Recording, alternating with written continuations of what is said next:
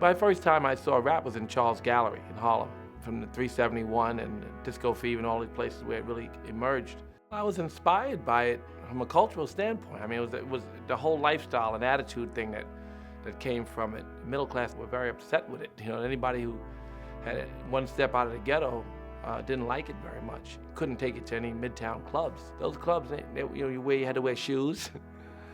Those clubs didn't like rap, and they didn't like anybody who was associated with the rap culture. There was no support in the music industry. The guy who signed Curtis Blow's Christmas Rap was a British A&R director, signed it for London. First time it got played on the radio was in Amsterdam. It was something that the black executives at Polygram Records did not like. In fact, even when it started to develop, the first time a video got played, it was MTV, not BET. BET wouldn't play it. Anybody of color who had resources didn't like rap.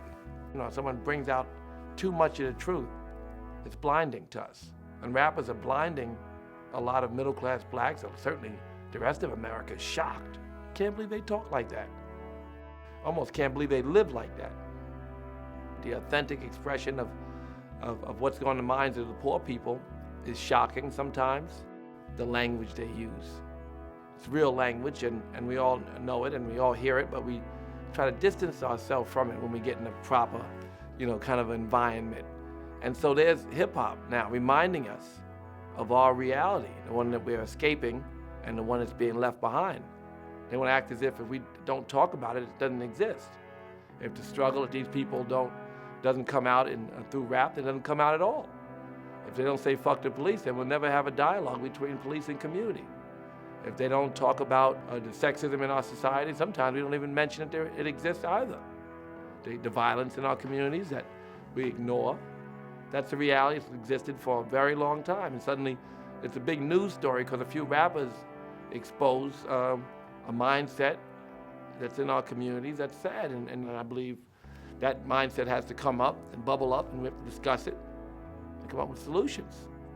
So those old people who can't see the beauty of the youth or the youth idealism or their attitudes in rap, you know what to tell them, except we're sorry. Sometimes we say that, but most rappers wouldn't say it, but I say it for them sometimes. What in mainstream culture makes us come to the opinion that rap is somehow the poison, and all the rest of what's on TV and in the news and everything else is not somehow other poison. We talk about the 3,000 innocent people in the World Trade, and everybody gets sad, but never mention the 5,000 Africans who died in the last few hours from preventable deaths.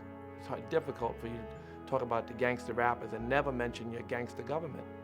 We started a record company because we wanted to manage the process differently. We wanted to have some say-so.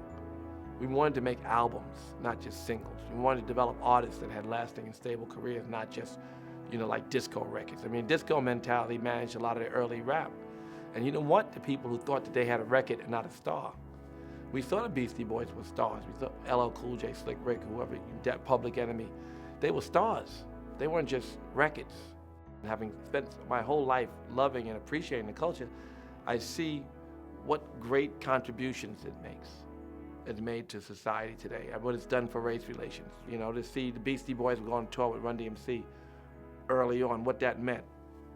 It really made a difference in this generation. I see the connectedness that's promoted in rap, that the Israeli rapper and the Palestinian rapper and the African rapper and the French rapper, they all speak for, if not from, the position of being locked out.